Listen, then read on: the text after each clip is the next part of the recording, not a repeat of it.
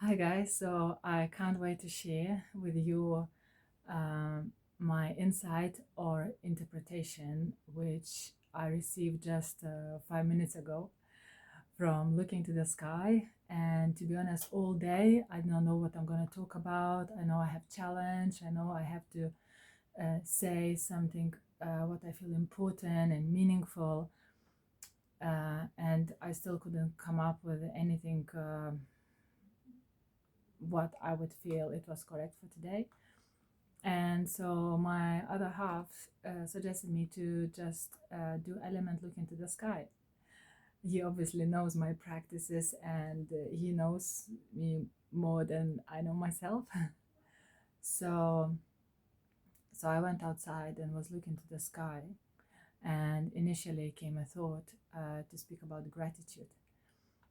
And I was just listening to the sky, looking to it, feeling with my heart.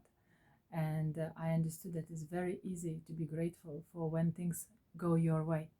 But in giving school, we are taught that we need to be grateful for all these unpleasant situations, difficult situations, difficult people that actually uh, help to arise various unpleasant emotions.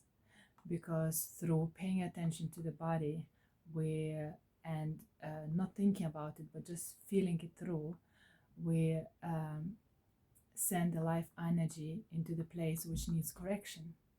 Moreover, expressing gratitude, we are it's like a prayer.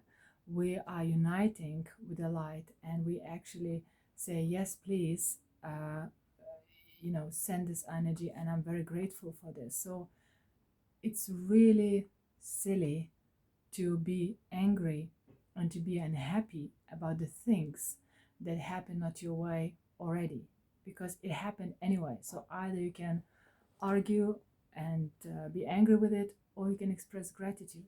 Expressing gratitude means you agree with life plan, and so you're not going against the life energy.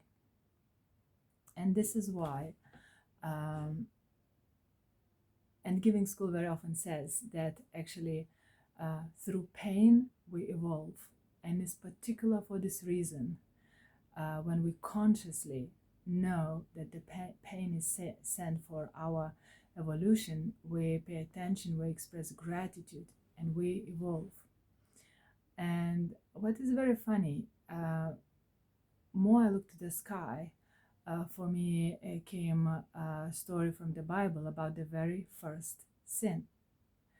And what it was at the beginning. At the beginning was like unity. So Adam and Eve lived in heaven. And for me came interpretation, which that was the unity of consciousness.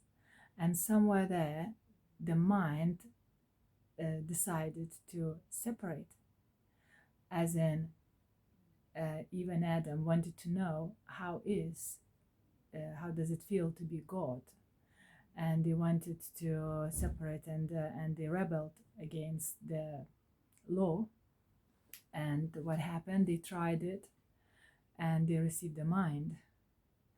And with having split from soul, the mind split from soul, they appeared on earth. They were sent to earth to suffer. And I look this as it's from spiritual world, the mind separated and created material world, or material the plane that we are living in. And so the first sin that we all have is our mind separated from God.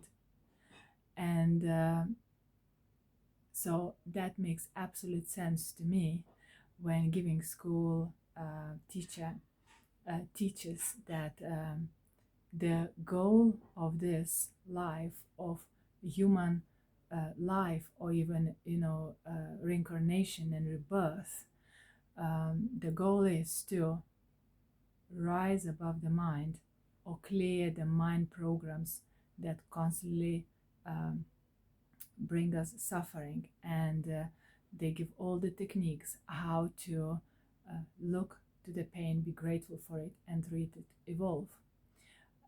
What's interesting, Eckhart Tolle in his book Power of Now, he speaks about the same thing, that the goal of our life is to dive into present moment and obtain unity with life, and